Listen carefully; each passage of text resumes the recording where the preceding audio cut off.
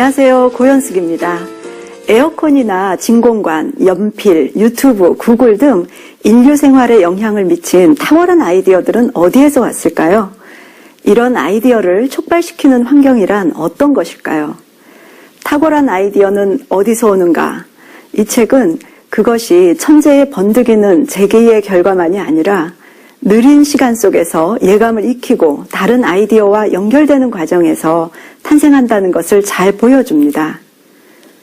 1870년대에 파리 상과병원 의사 에티엔 타르니에는요, 휴가를 내고 동물원에 갔다가 전시된 병아리 부화기를 보게 됩니다.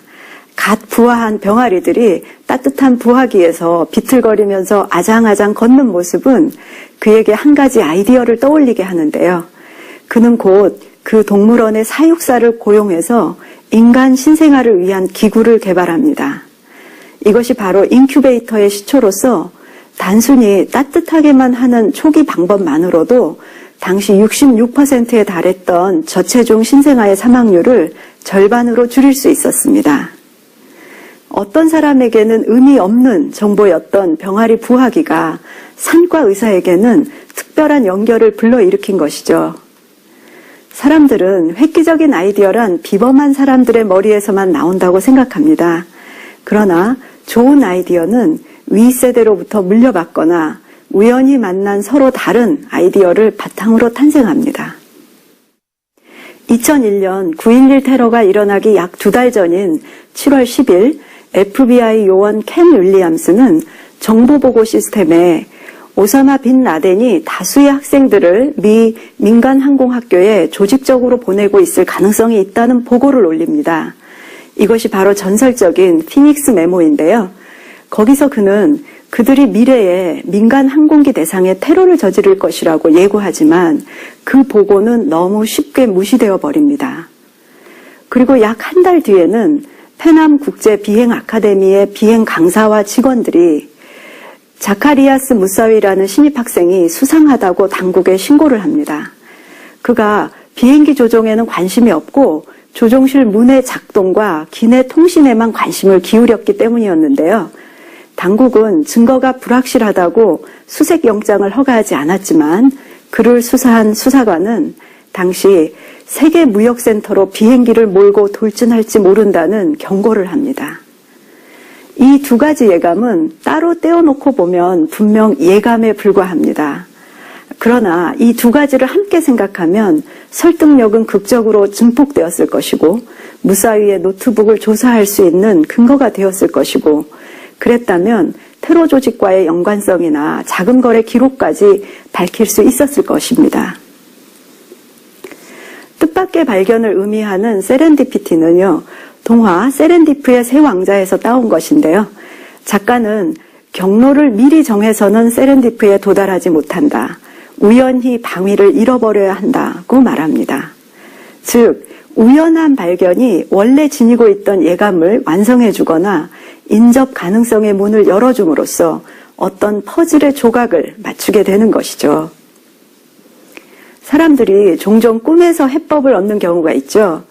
꿈을 꾸는 동안 기억과 연상들이 임의적으로 촉발되어서 환각을 일으키는데요. 이 중 어떤 것이 귀중한 연결고리와 만나기 때문입니다. 독일의 화학자 케큘레는요, 낮잠을 자다가 꿈에서 자기 꼬리를 먹는 그리스 신화의 뱀을 보게 되는데요.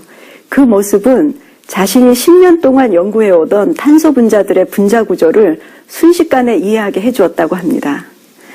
사실 우리 마음속에는 무한한 아이디어와 기억들이 들어있으며 그것은 조건이 되면 나오게 되는 의식의 바깥에 숨어 있는데 저자는 그것들에게 인접 가능성의 문을 열어주어서 새로운 방으로 나가는 것이라고 비유합니다. 같은 맥락에서 산책도 세렌디피티를 찾는 좋은 방법입니다. 해야 할 일로 가득 찬 현대인의 삶에서 벗어나서 느긋하게 산책이나 샤워를 즐기다 보면 의식들은 더 결합하기 쉬운 상태가 됩니다. 충분한 시간이 주어지면 마음은 오랫동안 간과했던 연결을 뜻밖의 발견합니다. 왜 지금까지 이런 생각을 못했지 하면서요. DNA의 이중 나선 구조를 발견한 제임스 왓슨과 프란시스 크릭은요, 한 분야에만 매진하지 않았습니다. 그들은 생화학뿐 아니라 유전학, 정보이론, 수학 등 다양한 분야를 종합해야 했고 중간에 전공도 바꿉니다. 때로는 긴 휴식을 가지면서 연구실을 벗어난 편안한 환경에서 아이디어를 주고받았던 이 두 사람을요, 꼼꼼한 동료들은 대체로 경멸했다고 하는군요. 하지만 결국 노벨상을 받은 이 두 과학자의 예를 통해서 혁신적인 아이디어에는 공장 조립 라인이 아닌 살롱이나 커피하우스 같은 환경이 필요하다는 걸 알게 됩니다. 스탠퍼드대 마틴 루프 교수의 연구에 의하면 다양한 네트워크를 가진 사람이 비즈니스에서 더 혁신적이었다고 합니다. 기업가 766명을 인터뷰한 결과 넓은 사회적 네트워크를 갖고 다양한 사람들과 관계를 맺는 사람들은 신제품 출시와 특허 출원수 등에서 획일적이고 수직적인 네트워크에 속한 사람보다 3배나 더 창의적이었습니다. 많은 위대한 인물들의 공통점 중 하나는요, 여러 분야에 관심이 많았다는 겁니다. 다윈은 진화론만이 아니라 산호초를 연구하고 비둘기를 길렀으며 벤자민 프랭클린은 정치가가 되기 전에 전기 실험을 하고 난로를 설계했고 인쇄업자였죠. 두뇌 회전이 빠르고 호기심이 풍부하다는 지적 특성 외에도 그들이 지닌 특성은 바로 취미가 아주 많았다는 겁니다. 혁신에 대한 흥미로운 관찰을 다룬 이 책을 통해서 혁신적 아이디어를 촉진하는 환경에 대한 해답을 얻어보시기 바랍니다. 감사합니다.